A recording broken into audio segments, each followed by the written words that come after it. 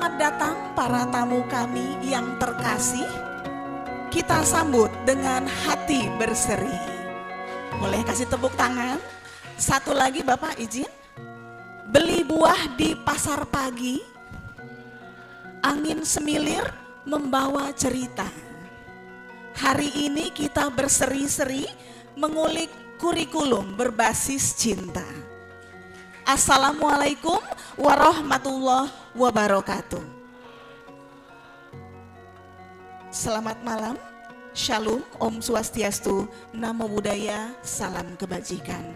Semoga kita semua dalam keadaan sehat, bahagia, dan penuh semangat. Alhamdulillah, puji syukur kehadirat Allah Subhanahu wa Ta'ala, karena atas berkatnya kita bisa dipertemukan dalam suasana yang penuh semangat, penuh harapan, dan penuh cinta pada malam hari ini.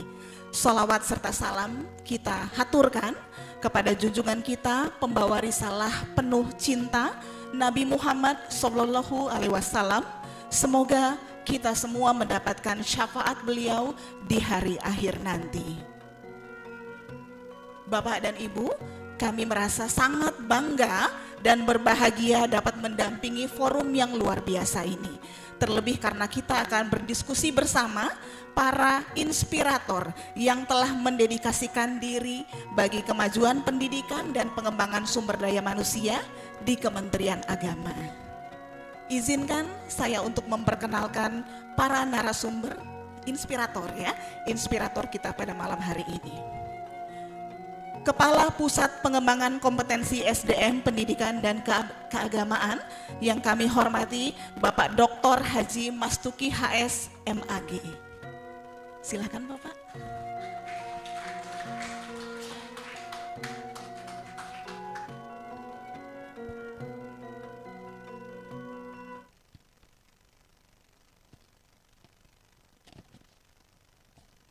Rektor UIN Raden Fatah Palembang, Profesor Dr. Haji Muhammad Adil MAG, kami persilahkan Bapak.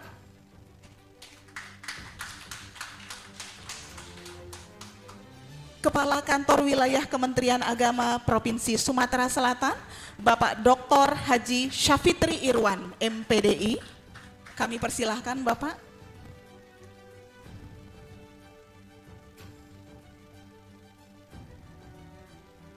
Kita juga menghadirkan Bapak Kepala Balai juga. Iya, Kepala Balai Diklat Keagamaan Palembang, Bapak Dr. Haji Saifuddin MSI. Oke, diwakili Bapak Kasubag Tata Usaha, Bapak Haji Mukmin Mukri SY MSI. Dan tamu kita yang selanjutnya, inspirator yang berikutnya adalah dari Komisi Hubungan Antar Agama Keuskupan Agung Palembang yang kami hormati Bapak Leo Sutrisno, Sarjana Agama. Baik, silakan Bapak.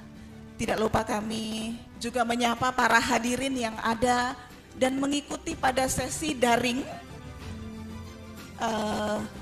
lewat Zoom dan streaming pada kesempatan malam hari ini. Bapak Ibu yang kami hormati, masih dalam rangkaian kegiatan TOF Kurikulum Berbasis Cinta. Kali ini kita berada pada sesi talk show Begesah, Menaut Rasa, Menebar Cinta, Menghidupkan Kurikulum Berbasis Cinta. Boleh kasih tepuk tangan lagi? Karena penuh cinta harus banyak tepuk tangan Bapak dan Ibu ya. Iya. Bapak dan Ibu, kata begesah yaitu ngobrol santai sambil ngopi dan makan pisang goreng, dan biasanya yang diobrolkan adalah hal-hal santai dengan tujuan untuk menghangatkan suasana, berbagi gagasan, dan juga mempererat silaturahmi. Nah, itulah yang akan kita hadirkan pada kesempatan hari ini. Mudah-mudahan dari obrolan ini akan semakin mempererat silaturahmi kita menjadi lebih baik, dan tentu saja akan membawa banyak sekali poin-poin pencerahan dalam kurikulum berbasis cinta. Bapak dan Ibu, di tengah kemajuan teknologi dan derasnya arus informasi, lingkungan pendidikan menghadapi tantangan yang tidak kalah serius, yaitu menurunnya empati dan meningkatnya perilaku tidak berwelas asih, termasuk adanya perundungan atau bullying. Anak-anak yang seharusnya tumbuh dalam suasana aman dan saling menghargai, justru kerap merasa takut bahkan kehilangan makna dalam belajar. Begitu juga di Indonesia, Bapak-Bapak Inspirator, tahun 2023 kasus perundingan kita sudah 3.800 dan pada tahun 2024 kasus cyberbullying itu meningkat sebanyak 100%. Belum lagi kalau kita membicarakan masalah intoleransi dan kenakalan remaja. Disinilah kurikulum berbasis cinta hadir sebagai jawaban atas kebutuhan itu dan berusaha menempatkan cinta sebagai nafas utama dalam setiap proses pembelajaran. Baik Bapak dan Ibu, inilah kemudian yang akan kita diskusikan dalam acara Begesah sesi malam hari ini. Kita harapkan melalui beragam sudut pandang dari para narasumber, kita akan mencoba memahami bagaimana cinta dapat menjadi ruh dalam pendidikan.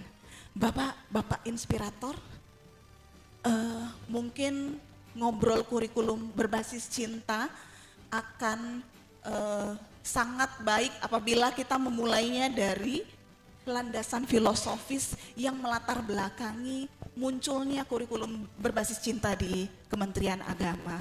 Mungkin bisa dimulai dari Bapak Kapus, kira-kira apa Pak yang melatar belakangi KBC ini sehingga dianggap untuk bisa menjadi solusi dari berbagai fenomena yang ada saat ini. Baik, terima kasih Ibu Agustina. Bismillahirrahmanirrahim. Assalamualaikum warahmatullahi wabarakatuh. Waalaikumsalam warahmatullahi wabarakatuh. Dari Tanjung Pinang menuju Pulau Penyengat, cinta. Ziarah ke Raja Ali Haji memohonkan doa. Cinta. Kalau semua peserta ini semangat, saya menjadi lebih muda.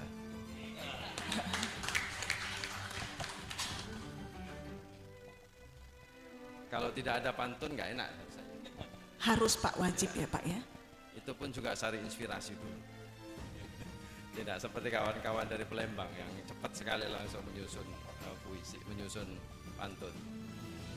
Baik, saya akan menjawab secara singkat-singkat saja.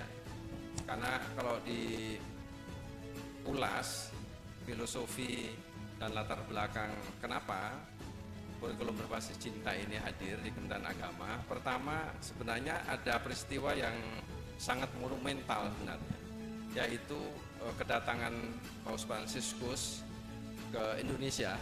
Ini kebetulan ada kawan kita dari Katolik, dari Keuskupan Agung, dan salah satunya itu bertemu dengan Imam Masjid Istiqlal, yang kemudian Profesor Nasaruddin Umar ini menjadi Menteri Agama.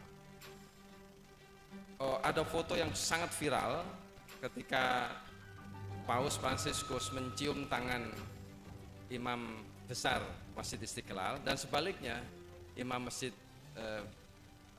besar Masjid Istiqlal ini mencium kening dari Paus Fransiskus. Dua pemimpin umat beragama yang sangat dihormati di dunia dan bertemu dengan cara yang sangat-sangat elegan.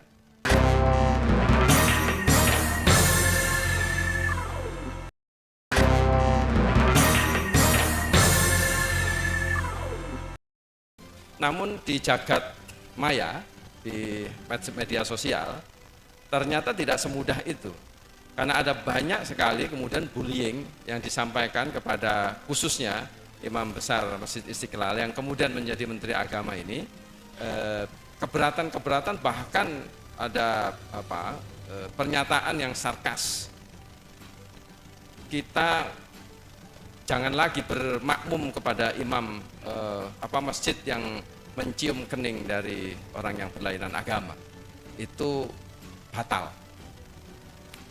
Pernyataan ini luar biasa dan itu juga viral di mana-mana. Pak Menteri Agama kemudian merasa ini masih ada ternyata di kalangan umat beragama yang melihat keberbagaian, keberbedaan itu sesuatu yang tetap masih berbeda, dan apalagi menyangkut agama dan dilakukan oleh tokoh agama itu sesuatu yang tidak bisa diterima. Nah, bibit-bibit intoleransi semacam ini ternyata belum sepenuhnya terkikis penuh dari bumi Indonesia. Satu hal yang kemudian menjadi refleksi Pak Menteri Agama setelah beliau ditetapkan oleh Presiden Prabowo adalah menetapkan kemudian kurikulum berbasis cinta.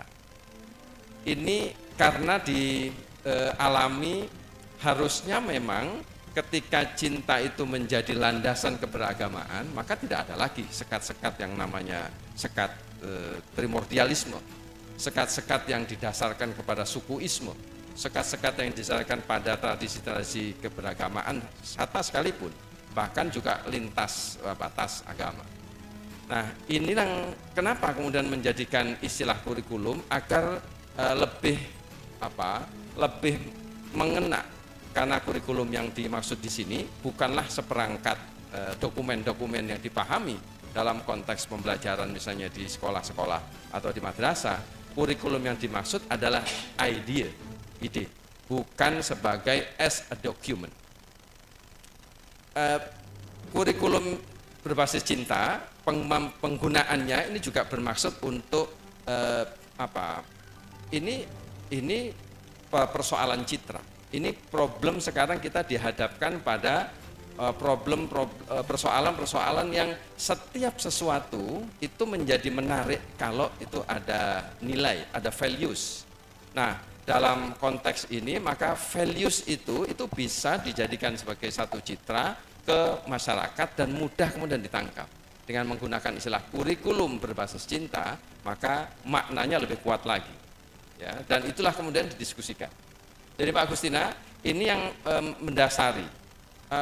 Yang kedua, ada banyak sekali proses-proses keberagamaan. Jadi ini soal konteks keberagamaan yang Kementerian Agama adalah kementerian yang diberikan mandat oleh pemerintah untuk mengawal bagaimana keberagamaan di Indonesia ini bisa berjalan lebih meningkat, lebih bagus, lebih berkualitas lagi. Tapi ada banyak defisit cinta yang terjadi. Istilahnya adalah defisit cinta. Karena tadi pembelajaran yang dilakukan misalnya oleh guru lebih banyak aspek-aspek yang sifatnya kontraktual, sifatnya administratif, lebih banyak kemudian mengisi knowledge daripada hati dan banyak lagi. Di masyarakat kita juga terjadi kekerasan luar biasa, apalagi kemudian menyentuh sisi kekerasan yang atas nama agama. Itu sudah tidak bisa ditoleransi harusnya. Kekerasan kok atas nama agama, yang agama itu harusnya membawa kedamaian. Agama semua agama, Islam, Kristen, Katolik, Hindu, Buddha, bahkan juga Yahudi, ya, kita tahu nilai-nilai itu adalah nilai-nilai damai. Karena apa? Nilai-nilai ketuhanan, nilai-nilai kemanusiaan itu sangat-sangat kuat dalam pesan-pesan keagamaan. Loh, ini kok terjadi sebaliknya? Nah, kira-kira gitu. Jadi inilah disebut dengan defisit cinta. Dan itulah kemudian memperkuat kenapa kurikulum berbasis cinta itu oleh Menteri Agama kemudian dijadikan salah satu tagline awal dan kemudian menjadi salah satu asta protas. Begitu. Baik, dan ini menjadi prioritas dalam Kementerian Agama ya Pak Mas Tuki ya. Dan tadi Pak Mas Tuki menarik sekali pada saat menyebutkan bahwa kurikulum as an idea not only document ya Pak ya. Jadi kami juga pada saat bertemu dengan para narasumber di situ udah deh nggak usah terlalu fokus ke dokumen ya, karena sebetulnya bagaimana kita menginternalisasikan ide cinta ini untuk bisa menjadi budaya madrasah, dan itu akan memberikan dampak yang positif terhadap pendidikan kita, begitu ya Pak ya. Kemudian juga Pak, tadi kan ada kata-kata defisit cinta ya, dan itu juga dampaknya luar biasa bagaimana para peserta didik bisa mengalami defisit cinta. Tentu saja ada strategi pengembangan SDM juga Pak. Gurunya juga nggak boleh defisit cinta untuk bisa mentransfer energi cinta yang sama ya Pak ya. Menurut Bapak strategi apa nih kalau dari Pusbangkom untuk bisa memberikan penguatan kompetensi pendidik kita agar mereka memang siap untuk bisa melakukan implementasi pembelajaran berbasis cinta ini Bapak? Kalau kita lihat bahwa cinta itu menjadi dasar bagi seluruh proses pendidikan, maka yang harus dimaknai adalah bagaimana cinta itu bisa dirasakan. Karena cinta ini tidak bisa diajarkan. Dan karena cinta bukanlah pengetahuan. Tapi kerap kali kita menyebutkan coba semua tadi kata-kata puitik. Ini saya harus baca juga ini. Kata-kata puitik hampir seluruhnya, hampir semua tokoh-tokoh besar yang bicara tentang cinta itu tidak pernah ada menyebut bahwa cinta itu sebagai as knowledge. Jadi ini problemnya. Tapi ketika cinta itu diajarkan, bagaimana cara mencintai, itu sudah terjebak kepada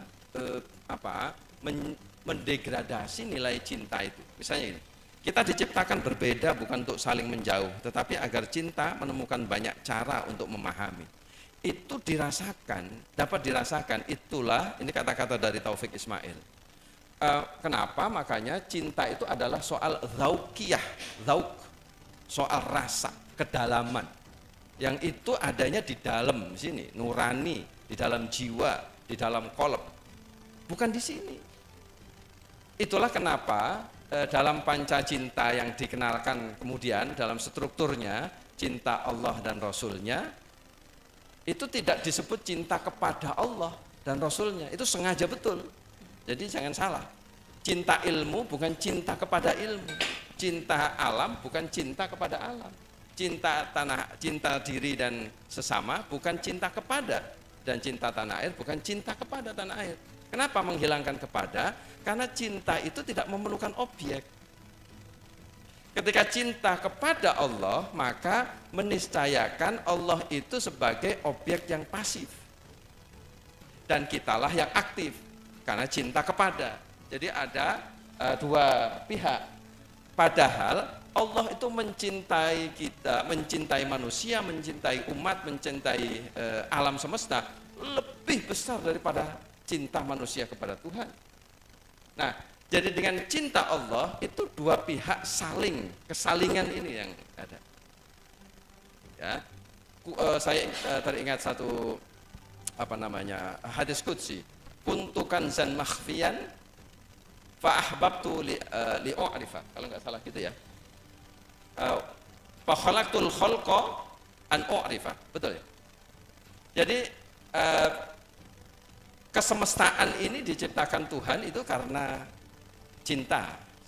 Dan fa khalaqtul khalqa, aku menciptakan seluruh ciptaan itu karena fa ahbabtu, jadi karena aku mencintai diriku yang kemudian ingin kemudian dikenali an u'rifa. Jadi kalau itu yang didasarkan, maka dan diperkuat lagi bahwa kalau tidak salah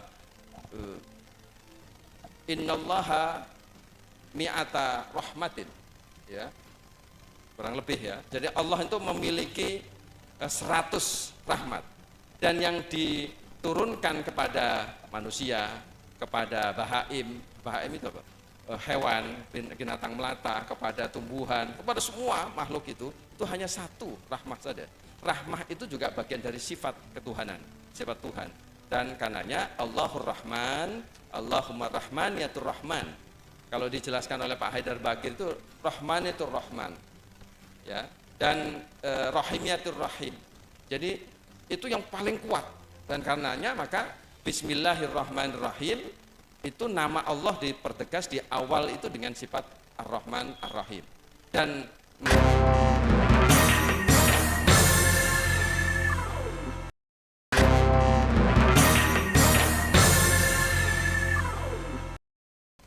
kurang lebih ya. Jadi Allah itu memiliki 100 rahmat. Dan yang diturunkan kepada manusia, kepada bahaim itu apa? Hewan, binatang melata, kepada tumbuhan, kepada semua makhluk itu hanya satu rahmat saja. Rahmah itu juga bagian dari sifat ketuhanan, sifat Tuhan. Dan karenanya Allahur Rahman, Allahumma Rahmaniyatur Rahman.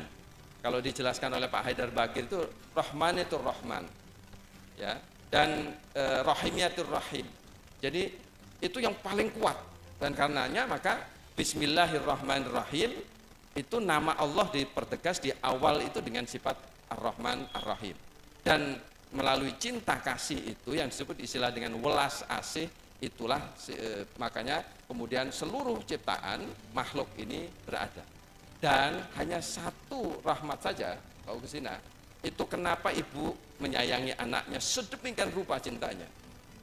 Bagaimana bayi yang baru lahir itu perasaan ibu itu sudah luar biasa, karena itu sifat rahim, sifat rahman Tuhan yang dititipkan hanya satu saja. Bagaimana burung, bagaimana binatang melata bisa mencintai anak-anaknya, bagaimana angin sepoi-sepoi ini juga memberikan, bagaimana oksigen yang kita terima itu juga bagian dari cintanya alam semesta kepada kita, dan seterusnya. Inilah landasannya, inilah yang ingin kita kembalikan kepada proses pembelajaran yang didasarkan kepada cinta. Yang inilah yang hilang selama ini, ya, bukan hilang sepenuhnya. Kalau saya sebut hilang ini dalam pengertian mulai banyak degradasi, banyak kalau di presentasi dominasi itu lebih banyak kemudian pembelajaran yang sifatnya tadi administratif, sifatnya kepada pengisian knowledge daripada basis cinta. Padahal sejak awal pendidikan orang tua kepada anak-anaknya itu ya didasarkan pada cinta seluruhnya. Kenapa kemudian masuk ke dalam proses pendidikan formal kemudian menjadi hilang cintanya, dan tagihan-tagihan itu yang kemudian lebih kuat. Nah, ini yang sebenarnya ada kekuatan untuk kemudian menghidupkan lagi. Nah, istilah menghidupkan atau menumbuhkan cinta itu benar. Nah, selama ini pendidikan itu kan dimaknai sebagai mencetak generasi, misalnya kayak gitu kan, mencetak atau membentuk begitu ya. Padahal kalau cinta itu tidak bisa dibentuk, tidak bisa dicetak. Yang bisa adalah menghidupkan, ya, menghidupkan kembali cinta yang ada itu yang semua anak-anak masuk ke sekolah, masuk perguruan tinggi itu sampai di masyarakat juga mereka memiliki cinta itu yang sudah ada di dalam dirinya. Tinggal kemudian para pendidik siapapun, bukan hanya guru, tapi pendidik termasuk orang tua, dan menumbuhkan cinta yang ada dan itu sudah berada di dalam dirinya dan menjadi bagian dari diri manusia semuanya. Baik. Begitu. Berarti Bapak ada pergeseran paradigma bahwa pembelajaran tidak cuma mengajarkan knowledge yang tadi ya Pak ya, tetapi juga bagaimana mengajarkan agar mentransfer agar anak punya rasa dan pengalaman itu sendiri ya Bapak ya. Menarik sekali Bapak dan Ibu ya. Begitu juga tentu saja setelah kita mengulik landasan filosofisnya bagaimana yang melatar belakangi adanya kurikulum berbasis cinta, kami percaya pasti ada landasan ilmiahnya. Kami ingin dengar juga pandangan Prof. Adil. Sebetulnya konsep kurikulum berbasis cinta itu Prof, apakah memang sesuai, sejalan dengan landasan ilmiah yang Prof tahu sebagai akademisi? Mangga Prof. Baik, terima kasih ya. Kalau Pak Kapus tadi ada pantun, kita akan cek sound dulu dengan teman-teman ini ya. Saya lihat semuanya sudah ada, dari quote-nya Bunda Teresia, ada dari Paulo Gude dan lain-lain tadi, ada dari Khalil Gibran gitu ya. Lalu di sini ini kan penggemarnya Bang Haji ya. Bang Haji Roma. Iya, coba hidup tanpa cinta. Bagai malam tak. Baik Pak Agustina ya, tadi sudah disampaikan cukup panjang ya oleh Pak Kapus tentang kenapa sih harus ada kurikulum berbasis cinta. Tadinya kan kurikulum cinta nyebutnya itu ya, belakangan kemudian supaya dia implementatif, lalu kemudian kemudian didekati dengan lalu muncullah yang kita kenal sekarang dengan kurikulum berbasis cinta. Kalau berbicara tentang ide, pemilik idenya ini kan adalah Pak Menteri Agama ya, tadi yang sudah disebut oleh Pak Kapus, karena itu paling tidak kita mengitari apa yang selama ini memang sudah disampaikan oleh Pak Menteri Agama. Jika tadi ditanyakan misalnya landasan ilmiah gitu ya, paling tidak ya semua teks-teks suci keagamaan, tak terkecuali misalnya teks suci agama Islam itu misalnya ada ayat ya yang tadi yang sudah disebutkan oleh Pak Kapus misalnya. Kalau kita lihat misalnya teks sucinya kita adalah Al-Quran misalnya, antara lain seperti yang disampaikan oleh Pak Menteri Agama itu dari sekian ayat 6.666 ayat, atau ada yang menyebutnya 6236, ada 6616 ayat gitu ya. Umumnya sebetulnya ayat ini kan dipenuhi dengan ayat-ayat tentang cinta sebetulnya. Buktinya adalah yang berkaitan dengan hitam putih gitu ya. Itu kan sedikit saja yang berkaitan dengan hukum. Paling tidak sepertiga 1000 ayat lah begitu ya. Ada yang mengatakan hanya 240 ayat saja yang itu hitam putih gitu. Selebihnya adalah banyak bercerita tentang cinta sebetulnya. Karena itu kalau kita lihat dari ayat yang banyak, kalau disarikan lagi itu kan jadi satu surat saja. Misalnya surah Al-Fatihah, ya, surah Al-Fatihah yang 7 ayat saja itu. Nah, menariknya kalau kita lihat satu surah ini, itu kan ayat 1, 2, 3, 4, itu kan isim semua itu.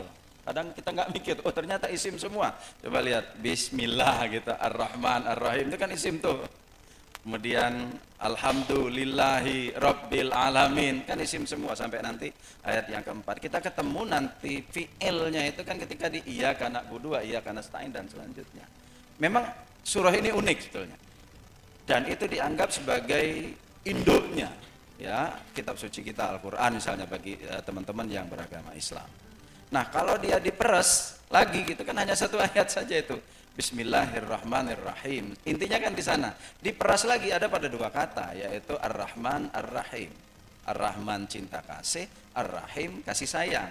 Dua-duanya ini kan bergandengan nih, seiring sejalan ya, seirama antara cinta kasih, kasih sayang. Jadi kalau ditanya tentang landasan filosofis, maka teks-teks suci keagamaan itu ada banyak sekali yang menjelaskan kepada kita, tinggal lagi kita mengulanginya kembali gitu ya. Nah persoalannya mau apa tidak kita mengulanginya kembali. Tentang cinta sebetulnya ada banyak. Kalau kita misalnya lihat lagi surah An-Nisa misalnya ayat 1 di bagian agak ujung itu ya, Allazi tasa'aluna bihi wal arham misalnya gitu ya. Yang ditanyakan itu kan juga tentang cinta kasih, kasih sayang gitu. Nah kalau kita lihat di ayat ini, dan ini menurut hemat kita menarik, dan ini juga sering disampaikan oleh Pak Menteri Agama, satu-satunya nama dari banyak nama pada anggota tubuh kita itu, yang Tuhan dalam hal ini Allah Subhanahu wa Ta'ala merelakan namanya diambil, itu kan rahim itu. Coba lihat ya, yang lain ya Dun, Roksun, Syakrun gitu ya, Rijlun dan lain-lain. Tetapi begitu yang satu itu, Rahim, itu nama Tuhan. Rela Tuhan meminjamkan namanya Ar-Rahim itu menjadi bagian anggota tubuh kita. Dan itu adanya pada perempuan, tidak ada pada laki-laki. Laki-laki kan bukan rahim ya Pak ya, gak usah disebutkan tapi ya. Itu, lihat ayatnya itu, misalnya di awal dia menyebut laki-laki dan perempuan, tidak ada makhluk lain. Tapi lihat, Allazi tasa'aluna bihi wal arham. Orang nanti akan tidak luput dari pertanyaan yang satu ini tentang rahimnya Allah Subhanahu wa Ta'ala. Kalau orang misalnya sudah lama tidak bertemu begitu ya, yang ditanyakan orang itu, yang disapa itu kan tidak pernah nanya istrinya sudah berapa, kan tidak ya. Tapi orang nanya anaknya sudah berapa, cendengan anaknya sudah berapa, nah gitu kan selalu begitu tuh. Tidak orang nanya mobilnya sudah berapa, rumahnya sudah berapa, kebunnya sudah berapa, kan tidak tuh. Itulah allazi tasa'aluna bihi wal arham. Ayat yang mungkin juga hampir setiap hari Sabtu dan hari Minggu bagi kita umat Islam itu kan selalu disebut ya, litaskunu ilaiha wa ja'ala bainakum mawaddata warahmah. Gandeng juga itu mawaddah rahmah. Mawaddah lebih kepada fisik, ya kan? Cinta